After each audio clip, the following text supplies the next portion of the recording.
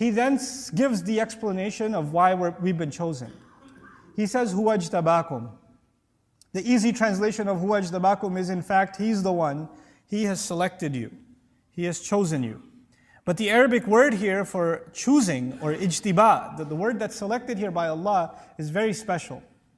If you say the word ikhtiyar, which is also a word for choice, then it comes from the word khair, meaning you prefer something or something is, you make a better choice. That's ikhtiyar.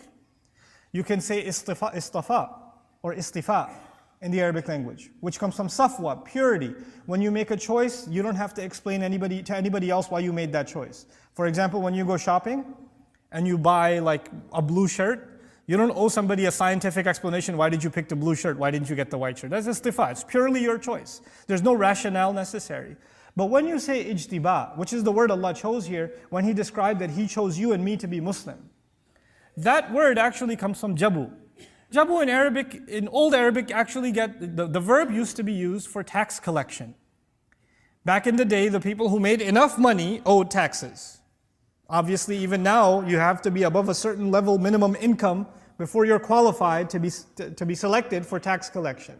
Ijtiba actually means to make a choice based on qualifications. So in other words, when you get hired for a job, or if you're fixing your car, or you're tightening a screw or something and you pick the right tool for that job, you just did ijtiba. Because if you pick any other tool, it doesn't do the job. When you make the right choice for the right job, that is called ijtiba. In other words, what I'm trying to tell you and what I'm trying to remind myself of is that when Allah honored you and me to be Muslim, the fact that you and I say La ilaha illallah, the fact that you and I have the gift of saying Muhammadur Rasulullah sallallahu alayhi wasallam is actually a very precise choice from Allah of you and me. There were plenty of other human beings available before Allah on this planet, and Allah chose precisely you and me to be Muslim for a task that He has. Because ijtiba is done for a particular purpose, for a task.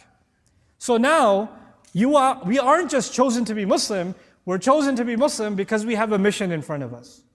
And that mission He already describes is you have to struggle for Allah as is worthy of the struggle that should be made for Him.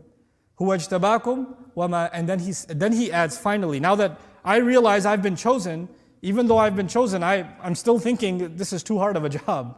How am I going to do this? Fine. Allah sees something in me, I don't even see it in myself. I don't even see what's so special about me. Why did I get chosen? There's so many better people out there. But and this is too hard anyway. Islam is way too hard. What Allah is asking of me is too much. I can't do it. And what are the next words from Allah Himself? وَمَا جَعَلَ عَلَيْكُمْ فِي الدِّينِ مِنْ حَرَجٍ. He did not place for you in the religion any difficulty, any discomfort, any tightness whatsoever. In other words, this is Allah Himself telling you, relax, I'll make it easy. Don't you worry about that. You're the right man for the job. You're the right woman for the job. You were the one chosen for this time, this day, and this age. When you look around now, you see that Muslims we're the target of media attention, political craziness. I travel to England all the time. But this last time I traveled, I got exhaustively questioned. What are you doing here? I got questioned, like, why are you here? That's never happened before. So things are becoming tougher and tougher for Muslims. They are, in many, many ways. But that's okay. You know what? Allah chose you and me to be born in this generation, in this day and age, knowing full well these are the trials we're going to have. And the best people qualified to struggle in these trials are the Muslims alive today. That's the choice of Allah. That's why you and I are taking a breath right now. If we didn't have a purpose for us, because He only creates for purpose. خَلَقَ السَّمَاوَاتِ وَالْأَرْضَ بِالْحَقِّ وَصَوَّرَكُمْ. He created the skies and the earth with precise purpose and molded you.